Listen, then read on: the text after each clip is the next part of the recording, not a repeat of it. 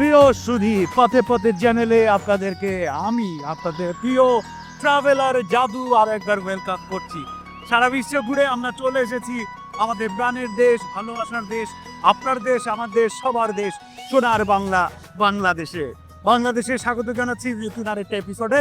Travel করতে করতে আমি এখন আমাদের দুবাই বাবুর একটা কলের ঘোড়ায় চলে এসেছি এবং যার ইতিমধ্যে গত পর্বে দেখিয়েছি আপনাদেরকে ইউরোপের সুন্দর একটা ইতালির ভেনোস সিটি এবং সেখানে ইংলিশ সাহিত্যে শেক্সপিয়ারের জন্মস্থান এবং রোমিও জুলিয়েটের যে স্মৃতির জায়গাগুলো সেগুলো হালকা দেখানোর আমরা চেষ্টা করেছি, কিন্তু এবার দেখাবো আমাদের প্রাণের বাংলাদেশ।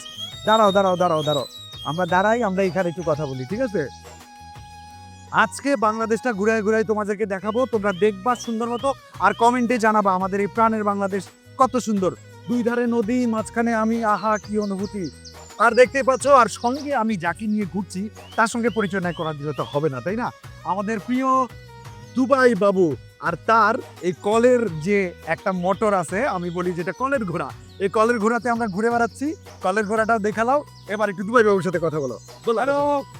হ্যালো দর্শক, আপনাদের সবার প্রিয় জনপ্রিয় ট্রাভেল চ্যানেল পথে পথের পক্ষ থেকে আপনাদেরকে স্বাগত জানাচ্ছি। আমার নাম মামা অলরেডি বলে ফেলেছে, দুবাই বাবু। আপনারা আমাদের এই চ্যানেলের টাচেই থাকুন, আমাদের সঙ্গে থাকুন।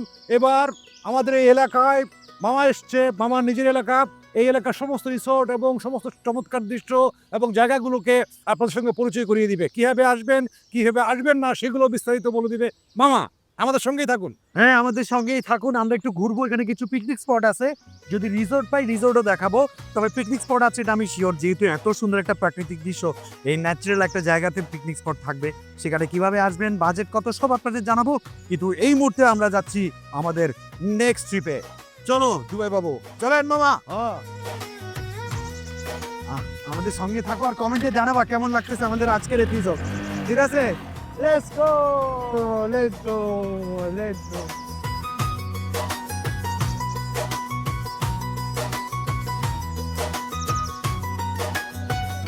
আরে জাদু মামা লাইভ করতেছে। ভাবি, লিন্ডা, কই তোমরা? এদিকে আসো, দেখো জাদু মামা লাইভ করে। ভাবি, লিন্ডা। লিসা, চিৎকার করছো কেন? কি আরে হয়েছে? ভাবি দেখো না, জাদু মামা লাইভ করতেছে। ও তাই তো, দেখি গেছে কই উনি? আচ্ছা বলতো, মামা কার পিছনে বসছে? তুই পোস্টের উপরে শিরোনামটা কি লেখা আছে দেখ, দেখ পর পর। ক্যাপশনটা পড়লেও তো দেখা যায়। মামার কি লিখেছে মামা? দুবাই বাবু ঘোড়ায় উড়িয়ে উড়িয়ে, আমি তো কিছু বুঝতে পারতেছি না। আরে তুই বুঝোস না, মানে দুবাই বাবুর বাইকের পেছনে বসে মামা লাইভ করছে। সবই বুঝলাম, কিন্তু মামা এমন একটা ইন্টারেস্টিং প্ল্যান আমাদের দুইজনকে ছাড়াই সাজিয়ে ফেললো। আরে হয়তো সারপ্রাইজ দেওয়ার জন্য শেয়ার করেনি আগে থেকে। এই লিসা, তুমি শেয়ার দাও না লাইভটা। ভাবি অলরেডি ডান। পাপা দেখেন এই যে জাদু মামা আছে না, ওই যে ফেসবুকে লাইভ ছাড়িয়েছে, দেখেন এই যে আপনারা।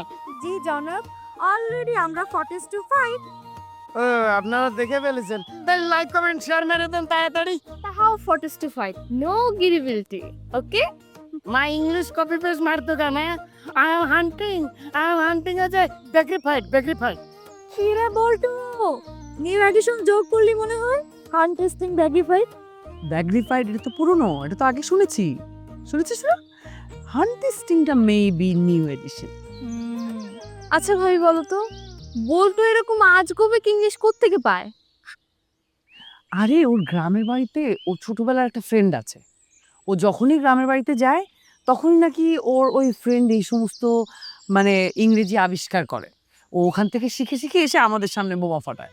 ভাবি তবে যাই বল না কেন, যতই উল্টাপাল্টা বলুক, জায়গা মতো বলতে পারলে কিন্তু বোমাটা সেই করে ফাটে না। তাই না? আপু তুমি কিন্তু একদম ঠিক বলেছো। আমিও কিন্তু মাঝে মাঝে আমাদের কলেজের ভিতরে যখন ফ্রেন্ডরা মিলে আড্ডা দেই, বল্টুর দুই একটা বোমা ছেড়ে দিই।